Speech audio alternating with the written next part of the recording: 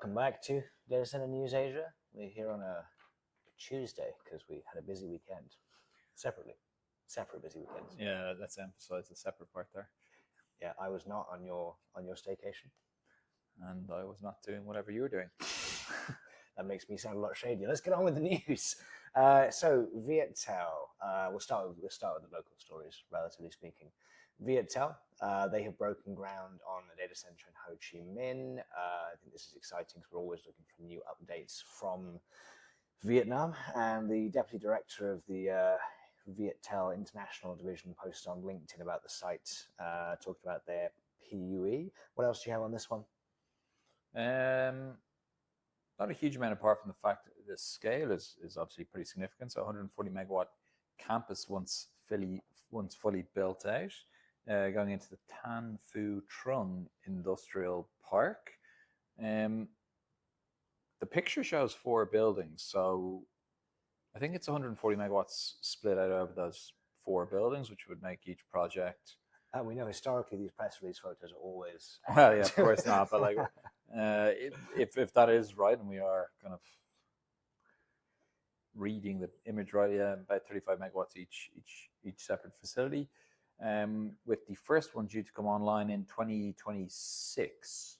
Yeah, so this is part of the. I think we I don't want to say we scoffed, but we viewed with some skepticism the announcement last year that because Viettel currently has 15 data centers across Vietnam, they're the biggest domestic operator and they're the big telco, but a combined total capacity of 87 megawatts. And I think you guys have got the whole market like 200 or less. No, so I think that would be that's not live capacity either, so it's going to be significantly lower than that. There you go. And they were claiming their intention to build by 2030 up to 560, which is not insignificant, and this is part of that rapid buildup.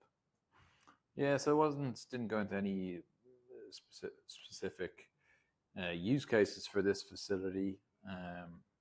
Certainly, the Western clouds in particular have been kind of slow to deploy in Vietnam, with no significant regions live there yet. So interesting to see who this goes to, use case. Maybe there's an element of AI going in here. Like a lot of the people who are looking at Vietnam say regulation, ambiguity around regulation makes it unattractive or difficult to invest into right now. The clouds are kind of lukewarm on entering the market, so I haven't really seen a huge amount of activity there the last couple of years. But once this site gets live, that will potentially change all that. Yeah, we developed some local demand, local capacity. This is, after all, a rapidly digitizing economy. So there is certainly the potential there once they get the regulatory hurdles sorted out. Next development from a country that has very different regulatory challenges, Japan. So Japan, I think everyone's kind of golden goose market potentially, but it's just very challenging and slow to get things going. ESR and Stack have broken ground on their 72 megawatt facility in Keihana. This is their first together in. Well, they put Keihana on here. Kansai is the other one, isn't it? Yeah, because this is their first one in Japan. So ESR and Stack did the 48 megawatt development in Incheon in Korea, Keihana together. And then they separately have other data centers in Japan with different partners. But so this is going to be a 72 megawatt facility once fully built. The first element of this piece will be 18 megawatts. A live date of Q2 2027, which is kind of consistent with that 30 to 36 month development timeline that you typically see in Japan. So it's being built in the Kansai Science City area, which is kind of in between Kyoto, Osaka, and Nara. Yeah, Osaka is a booming market. Comments from Mr. Stuart Gibson and Preet of Stack here, talking about the importance of Japan, expanding into the region, etc. But yes, I mean, ESR has quite a footprint in Japan now. They've got this. They've also got the announcement we made earlier with Cloud HQ. Cloud HQ. Yeah. And then Stack obviously already has the data center that they developed in Tokyo with Oak Tree Capital. Inzai. So yeah, both companies on the march in Japan, continuing to develop there. I think we'll see a lot more from the pair of them. Yeah, congratulations, everyone. Yeah. So this was an interesting story that you Couldn't understand, so I just skipped over. well, you triggered me to go on ChatGPT and refresh my power development days. So LG, KEPCO, and Hanwha have partnered to develop a DC powered data center, which, as you said, is direct current. Yes, got that bit right. So when I looked at it, so I remember, so direct current is the one that goes point to point, and alternate current goes there and back. And alternate current is what you use on the grid. So it's what you normally consume as a data center, and it's what you produce from a turbine power plant because it kind of spins. Direct current is what renewables produce. And Hanwha is a huge developer of renewables. KEPCO is a Korean grid, and LG presumably will be a data center operator. So I think they're aiming for this to be a data center that would be more aligned with sending it, and also you can do high voltage DC, which sends it a long distance. So there, I think that was, thank you, ChatGPT. Yeah, it reminds me a bit of the time when you tried to explain the connectivity ecosystem to an expert in connectivity, and they just it didn't go politely nodded at you and said, not a terrible effort, but not amazing. Well, I think this was not a terrible effort, but not amazing. So we do have any power experts who want to come on and talk through the advantages and disadvantages of step up and step down transformers and changing AC to DC. We're more than interested to learn more about the power side of the business. It's becoming more and more important. And they're looking at a couple of big facilities here potentially as well. I mean, this is a small one. I think this will be a pilot project. But if this were, so 10 megawatts they said here, but if this were to be successful, this could lead to potentially a different way of providing renewable power to bigger facilities in Korea. Yeah, there you go. Watch this space. Yeah. CtrlS, all your speed, new ground broken on a new data center. Yeah, I've a feeling we've mentioned this one before.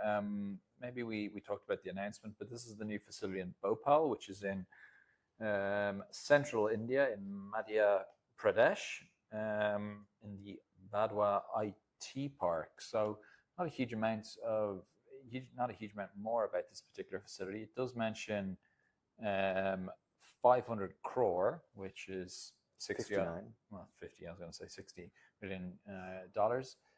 So given India construction costs, maybe 8 to 10 megawatts, I'd expect this facility to be once fully built out.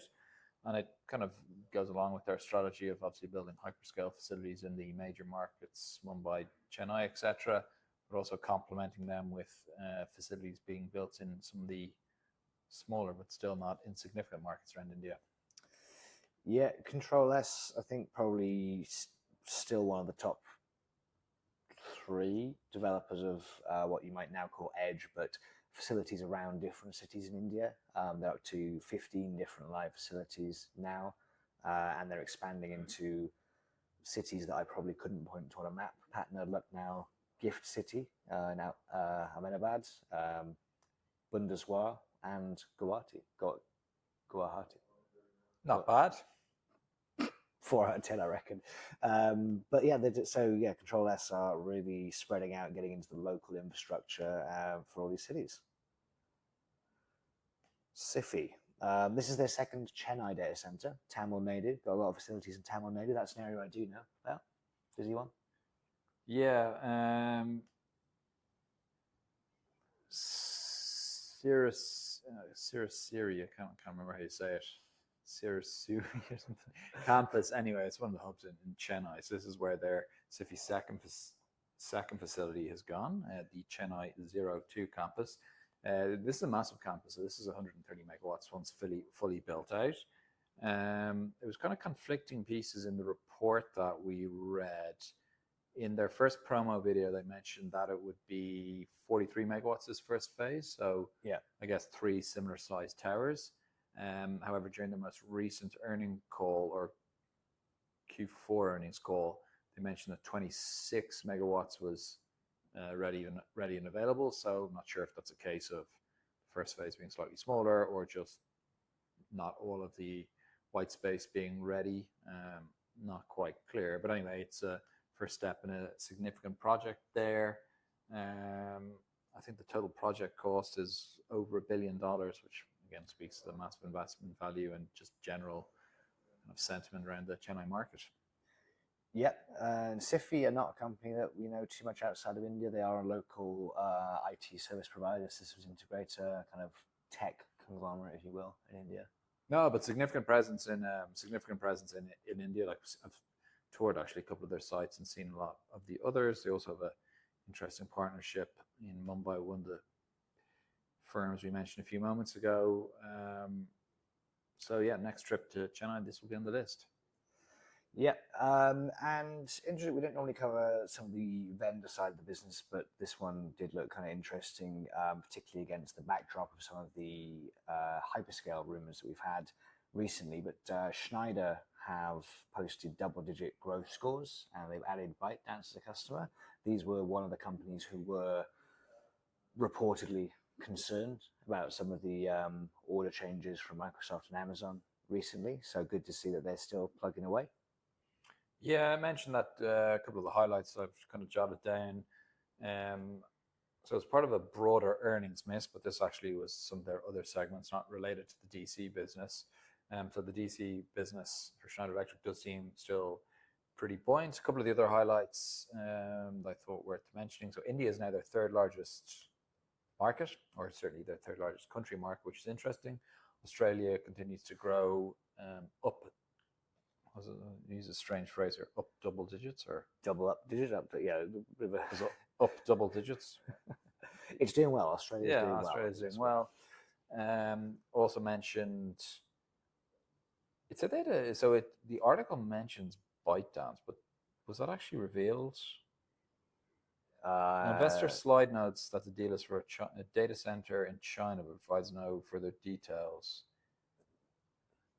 Anyway, so it name checks ByteDance, but then seems to they said they sold them PDUs and digital modeling software, which I guess this must be a new customer to Schneider for them to have highlighted that as well. Okay, yeah, maybe he vocalized this and he didn't specifically write it down on the slide deck. Anyway, it sounds like they've got TikTok / ByteDance as a customer, and I think everyone knows that they're one of the more active hyperscalers at the moment.